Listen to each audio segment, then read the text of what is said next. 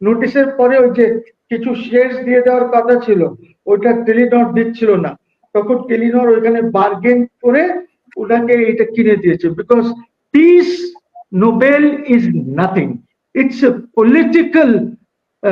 Political and এটা control করে আপনার নরওয়ে। ছাত্র মাত্র জনতা এত কথা বলার দরকার নাই।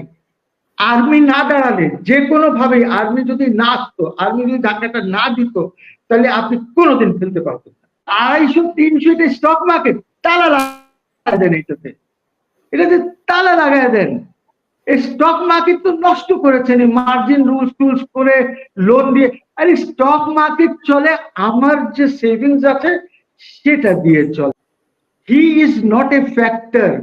যে পারসেপশনটা জনগণের মধ্যে আছে, বাংলার জনগণের মধ্যে, যে উনি বিরাট কিছু, উনি বিরাট কিছুই না, উনি নিজেই কারাপ্ট।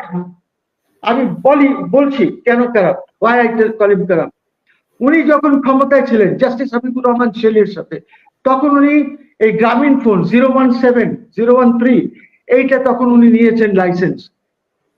যে কমিটিটা ইভ্যালুয়েট করেছে তারা ওনাকে রাখি নাই, বলছে that this is not in accordance with the tender documents. উনি এখন আবার ক্ষমতায় এসেছেন, আবার এসে উনি কি করেছেন, ফার্স্ট ম্যান পাওয়ার লাইসেন্স নিয়েছেন। ওই আনোয়ার সাহেব আসছিল না, ওই যে Malaysian prime minister Anwar Ibrahim, ওর পরে উনি দেখলেন যে এটাতে ভালো চান্স আছে, সো উনি নিজেই ম্যান পাওয়ার লাইসেন্স নিয়েছেন গ্রামীণের কোন ইসে। উনি ডিজিটাল ওয়ালেট নিয়েছেন, উনি 999 SOS নিয়েছেন ওনার গ্রামীণ গ্রুপের মধ্যে, উনি ইউনিভার্সিটি নিয়েছেন, গ্রামীণ ইউনিভার্সিটি। এই যে আপনি দেখছেন না এলন মাস্কের সাথে কথা, এলন মাস্কের সাথে কথা হয়েছে না, এইটা দেখেন, এটা গভর্নমেন্ট অফ বাংলাদেশ জনগণের জন্য হয় না উনি এটা গ্রামীণের একটা ইয়ে করে নেবেন?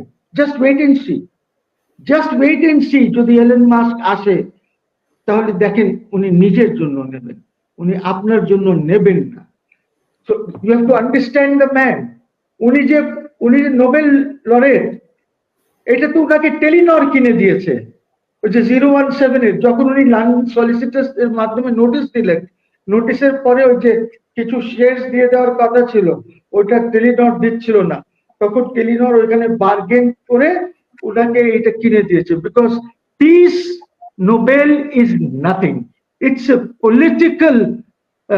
পলিটিক্যাল এন্ড এটা কন্ট্রোল করে আপনার নরওয়ে, আর সুইডেন কন্ট্রোল করে, আর যে সায়েন্স মাইন্স হ্যান্ড যেগুলি আছে।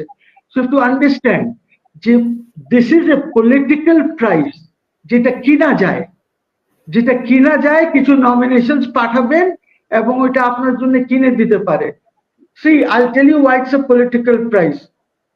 আপনি দেখেছেন না যে কি নাম, ওই ডি ক্লার্ক আর নেলসন ম্যান্ডেলাকে একসাথে দিল, ঠিক আছে, ওইখানে তো কিছুটা বোঝা গেল, কিন্তু শিরিন আবাদিকে দিল হিউম্যান রাইটস এর জন্য, ইয়েমেনি, লিবিয়ান, আর এদেরকে 3টা মেয়েকে একসাথে দিল।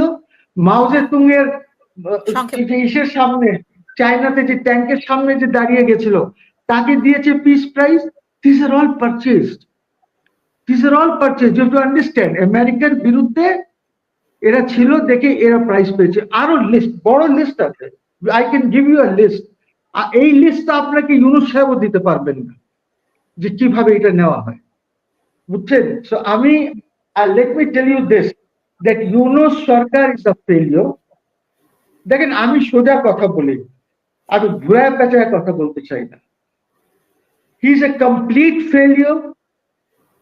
দেশের অর্থনীতি নাই, স্বাস্থ্য ব্যবস্থা নাই, দেশে অরাজকতা আছে, আপনার এখনো পুলিশ ইজ নট পারফর্মিং।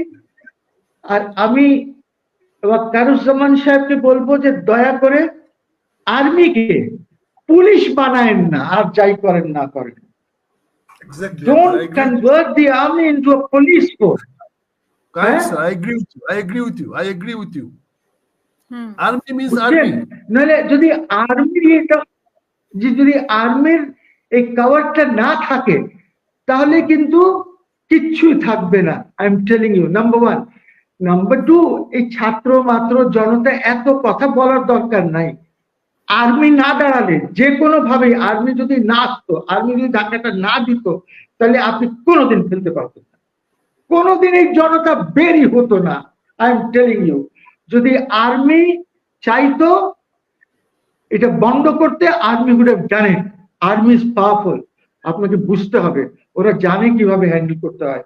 তো আমার কথা is very simple, for God sake আমি ইউনূস সাহেবকে অনুরোধ করব, দেখেন আপনি তো বুঝতে পারছেন that you are unfit for this job, absolutely unfit. আপনি বক্তৃতা দিয়ে বেড়ান, $10-20 হাজার পান এক একটা বক্তৃতায়, ওইটা দিয়ে চলেন, ওইটা ভালো আপনার জন্য, কিন্তু আল্লাহর ওয়াস্তে 18 কোটি লোককে বিপদে ফেলবেন না। সমস্যা হচ্ছে যে কেউ আপনাকে বলতে পারছে না। এই জন্য আমি আজকে হাসিনা আক্তারের মাধ্যমে বললাম যে আপনি দেশকে দয়া করে আর নিচের দিকে নেবেন না, এটাকে একটু উপরে দেবেন। আর আপনার পক্ষে উপরে তোলা সম্ভব না, বিকজ আপনার ইউর ইকোনমিক অ্যাডভাইজার ইজ ফালতু, ফাইন্যান্স অ্যাডভাইজার একদম ফালতু। আপনি আপনার যে বস ছিল সেক্রেটারি, তার ছেলেকে আপনি বাংলাদেশ সিকিউরিটিজ এক্সচেঞ্জ কমিশনে, ছেলে না মেয়ের জামাই সম্ভবত, ওকে আপনি লাগিয়েছেন ইসে, কোথায়, সিকিউরিটিজ এক্সচেঞ্জ কমিশনের চেয়ারম্যান। একদম এভরিথিং ইজ গোয়িং ডাউন। আরে বাবা, আমরা সিম্পল কথা বলি, অ্যাজ এ লয়ার এতটুকুন বুঝি যে ডিরেগুলেট দি স্টক মার্কেট, আপনি রেশনালাইজ দি ডিউটি ভ্যাট স্ট্রাকচার, আপনার বেশি টাকা পাবেন, ইনকাম ট্যাক্স দিয়ে এত টাকা আসে না, বুঝতে হবে এইগুলি। আপনি কিসের ঘোড়ার ডিমের ইকোনমিস্ট যে আপনি ওই যে কি Salehuddin, he might have been the first boy in metric, he might have been the first boy in intermediate, উনি গ্রাজুয়েশনে স্ট্যান্ড করেছেন, এরা সবই ঠিক আছে, কিন্তু they are unfit for the job you have given them, totally unfit। দেখেন, রাজনীতি আর কিছু করতে হলে আপনার ভিশন দরকার। ভিশন বুঝেন তো হাসিনা, ভিশন, আপনি কত দূরদর্শিতা আছে যে আমি এই দেশটাকে কোথায় নিতে চাই, আমি কি চাই যে আগামী 3 মাসে বা 4 মাসে স্টক মার্কেট, এই 250-300 স্টক মার্কেট তালা লাগাই দেন, এটাতে তালা লাগাই দেন। এই স্টক মার্কেট তো নষ্ট করেছেন, মার্জিন রুলস করে লোন দিয়ে।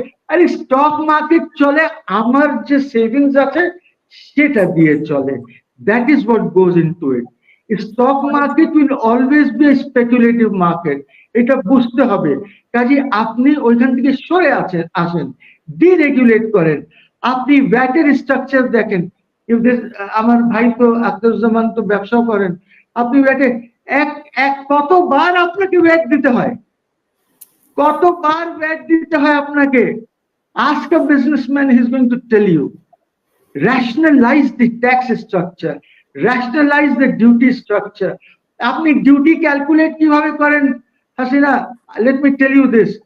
আপনি যে মালটা ইম্পোর্ট হয়, এই মালের উপরে আপনি একটা ডিউটি নেন, আর তারপরে ডিউটি পেড ভ্যালুর উপরে আপনি সাপ্লিমেন্টারি ডিউটি লাগান। তামাশা, একদম সবকিছু তামাশায় চলবে। আর আপনারা এটা এত বড় বড় ইকোনমিক্স আপনারা পড়াশোনা করলেন, কিছুই জানলেন না, কিছুই শিখলেন না। So we are in a bad shape, সরকার চলছে না। এই ফাইজলামি হাট বাজার বসায় কেন আপনারা যান? আর এগেন আই টেল ইউ, এই যে আপনি সংস্কারের কথা বলছেন, আপনি সংস্কার না করে আপনি কিভাবে ইলেকশন দেবেন? আমি একটা জাস্ট ছোট এক্সাম্পল দেই। ধরেন বলেছে 505টা সিট হবে পার্লামেন্টে, কে বলেছে? আলী রিয়াজ। 400 হবে জাতীয় সংসদে, আর 105টি হবে আপার হিসেব। এখন আপনি আমাকে একটা কথা বলেন, এইটা আপনি করবেন কিভাবে? How, you tell me. আপনার কি কনস্টিটিউশন এমেন্ড করার কোনো ইয়ে আছে, অধিকার আছে? আপনি তো কনস্টিটিউশনের উপরে ইয়ে নিয়েছেন শপথ। পারতেন, যদি রিভলিউশনারি গভর্নমেন্ট হতো অনেক কিছু আমরা ঠিকঠাক করে দিতে পারতাম, আজকে দেশের এই পরিস্থিতি হতো না।